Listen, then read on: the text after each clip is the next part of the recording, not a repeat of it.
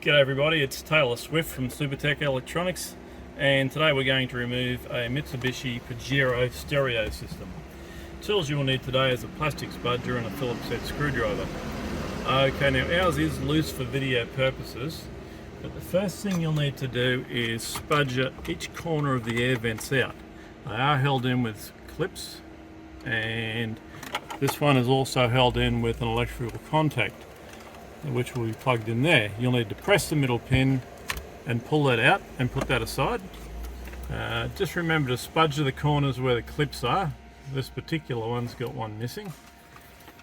And the same with this side. You'll need to spudger each corner and take the air vent out as a whole. This one has no electrical connections, and that can just sit out of the way for the time being.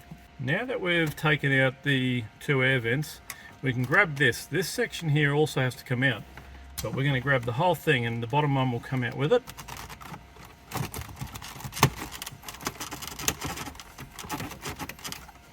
Sure it will. There we go.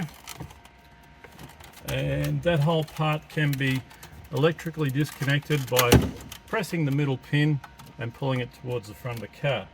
This bit can stay behind. We don't need that bit. We do have 1, 2, 3, 4 screws to take out.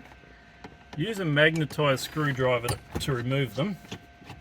Some of them can be quite tight because they were put on at the factory with a machine. So bear in mind, you might have to give it a bit of strength to get them out.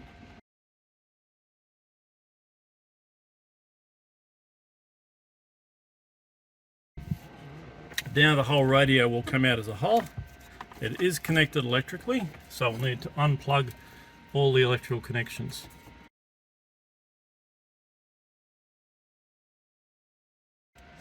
Okay, so now that we've unplugged all the electrical connections at the back, don't be concerned, they do only go in one spot when they go back in the car, and that is ready to send off to Supertech Electronics for repair.